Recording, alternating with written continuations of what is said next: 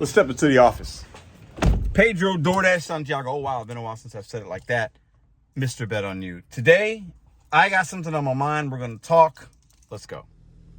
Whichever app you decide to work, whether it's DoorDash one day, Uber Eats, maybe you got them all on at the same time.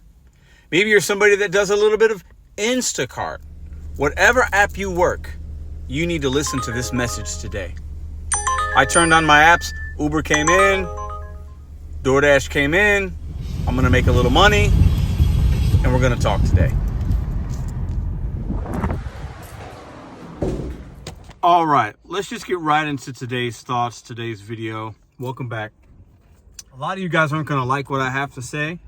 I'm going to also give you a little teaser as to what you're going to see on another channel on Sunday, and then what we're going to talk about on my Sunday Live. So let's get into it.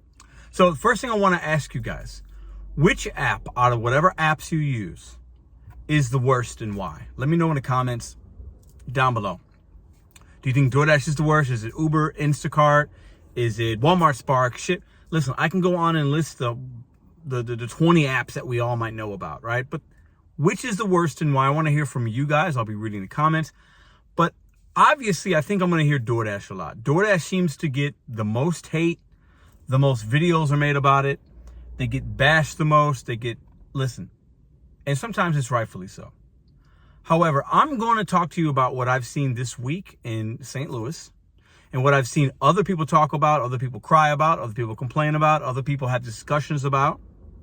And I'm going to give you my opinion as to why none of that matters and why I believe the apps that we don't talk that much about are actually way worse. And it's going to coincide with what you guys are going to see on Sunday on the Rideshare Guys channel and on my Sunday Live.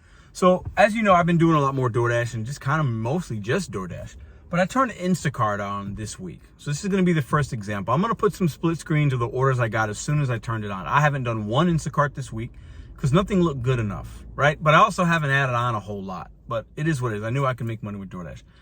And I saw, so now that you've seen a couple that I saw, like maybe you guys would take some. Listen, Instacart can be tough sometimes, right?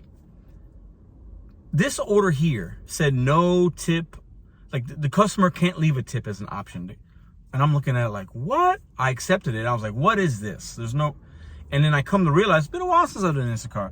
And consumers now can order from Instacart and we do the shopping for them. They pick it up. So it saves them the time of actually finding the things and bagging it. We do that. We store it. No tip. It's all the base pay from Instacart. And I'm sure there's some kind of fee that the consumer's paying, whatever, right? But let me tell you something. Can you imagine DoorDash tomorrow? You get an order from Target. Shop all these orders, boom, boom, boom. No tip is even an option. Oh, there'd be 1,000 videos made about it and blah, blah, blah, blah, blah. Instacart, not so much. Is it because DoorDash is the big bad wolf and they're the worst app? I don't know, maybe. Maybe you guys are telling me that in the comments down below. But how is it that Instacart, like, can you imagine doing somebody's shopping? Now, you don't have to deliver it, but you're shopping. You're finding, you're bagging, you're waiting in the line, you're paying. And the customer can't even leave you a tip. It's not even an option? That's absurd to me. Now, I'm not going to make a big fuss. I don't take the orders. It is what it is. But you Instacart shoppers out there, have you done this? Do you think it's good? I think situationally, if the mileage ain't crazy, hey, it might be worth your time. Maybe it doesn't take that long. And I think some of these were 12, 15, maybe 17 bucks.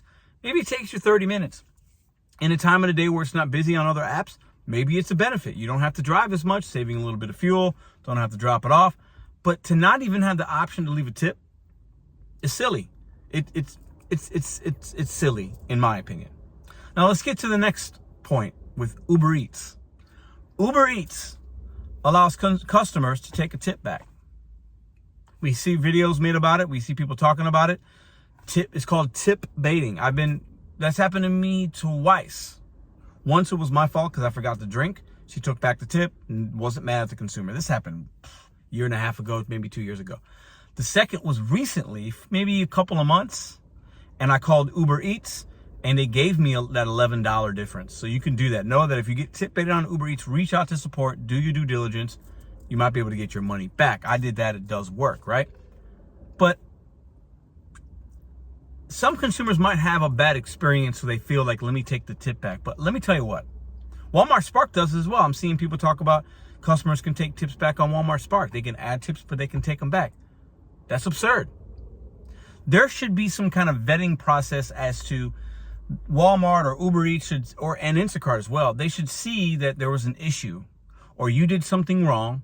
The consumer should have to prove that, because tip betting, while I don't think it's a big issue, I think we make it more of a big deal than it needs to be. It's just my opinion. I don't think it happens that often. I just don't. I think that when it happens, people get upset, and that's fine. But DoorDash doesn't allow that. Actually, DoorDash implemented something where a consumer can add a tip, and I've gotten about $30 in the last, month and a half of extra tips, and I've shown you guys those when a customer's added a tip. Sometimes it was on an order that was like a week, 2 weeks ago, and they added like $1. They added $5, $2, $3. I had one this week, a Panera. I handed it to the girl. She tipped $1.50 in app, and she added another $2. Like immediately as I dropped it off and walking back to the car, boom, $2 added. Listen, we give DoorDash a lot of shit. But if you start digging deep into Uber Eats and what they do with the money and how they play the games and how they do this, all this stuff and the manipulation, especially on the rideshare end, if you look into Instacart, the things that they do, not allowing tips, you look into Walmart Spark, customers taking tips back from shoppers that do all this work and carry these heavy cases of water. I mean, DoorDash doesn't do that. We get so mad at DoorDash, we get so mad at Uber, Instacart, Grubhub, whatever app it is, and we've been making the same videos, myself included, for years now. Nothing's really changed.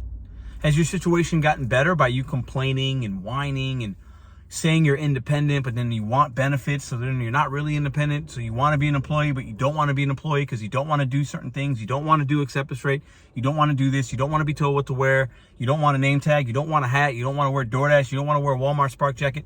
What do you want? It's my hardcore message to you, all the independent contractors out there, or whatever we call ourselves. What do we want to achieve? Many of us are giving way too much energy to these apps and making them like they are something that they're not. These apps are an opportunity. They're a technology company that meets an independent contractor or somebody trying to make money, whatever you want to call ourselves, with a consumer and a business, and you make money. Done. That's it. That's all it is. Literally, that's all it is.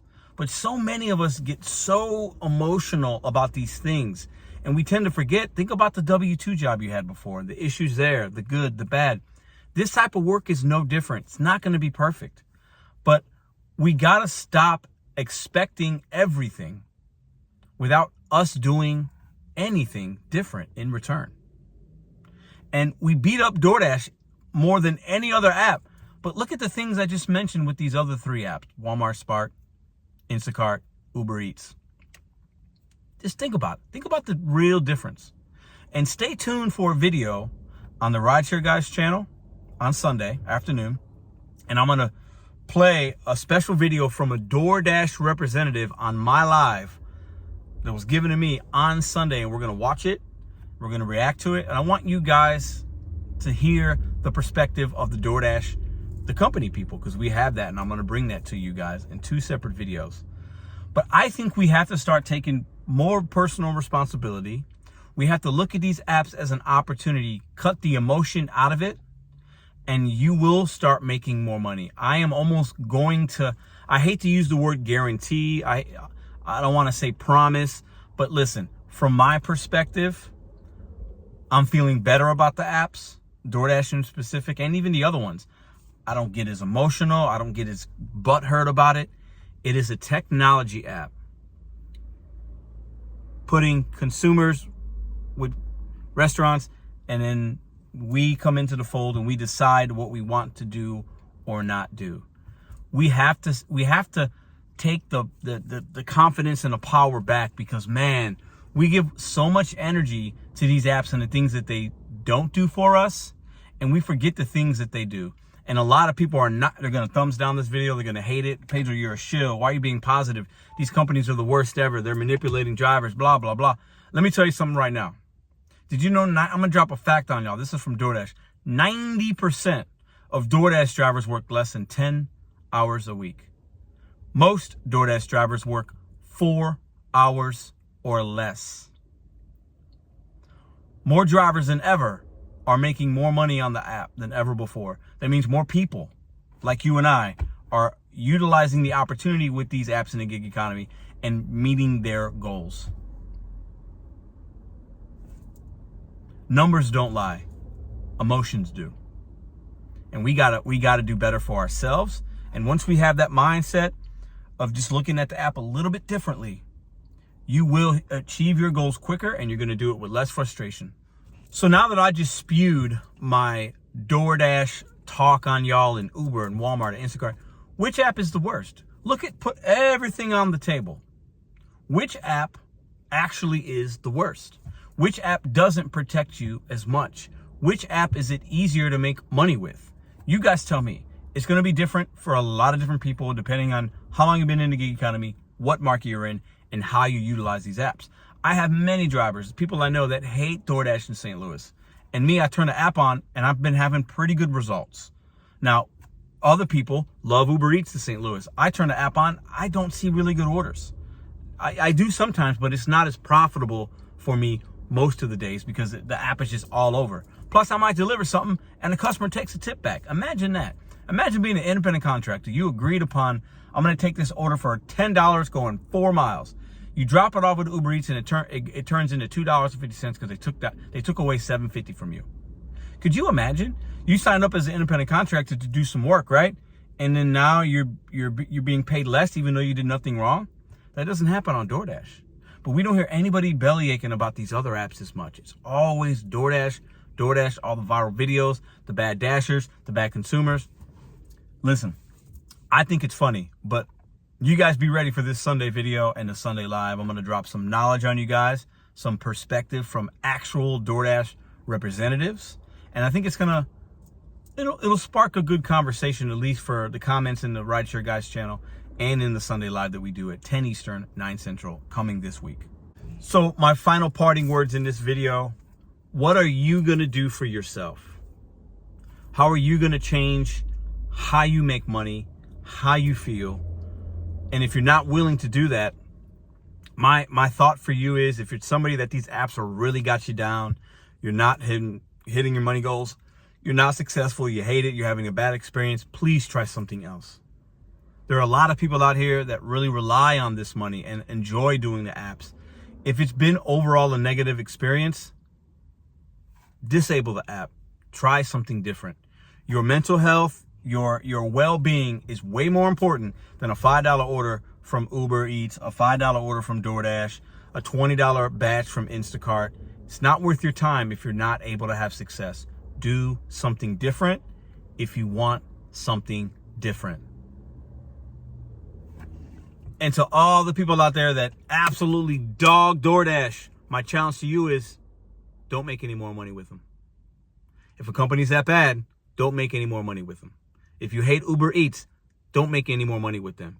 If you can't stand Instacart and how they send you these triples and it's crazy and blah, blah, blah, blah, blah. If you don't like their business practice, and if they are manipulating, and if they're just a greedy company, stop making money with them. Because if you feel like they're a bad company, you're part of the problem because you are servicing with that company and you're making money with that company. So you can't feel like they're the worst company ever and continue to work on the platform. Super hypocritical. You guys can do better. That's my challenge for y'all today. That's my message to the gig economy. We can do better as individuals. Stop putting all the blame on the companies. It starts with us, your mindset. You turn the app on and you go after it. And if you can't do it, try something different. A lot of you guys will not like this message. I get it, but it is the truth, and it is my truth. And since I've changed how I've looked at the gig economy, I am much happier, and I'm still making good money. Why don't you try it on for size and see how it fits? See you tomorrow.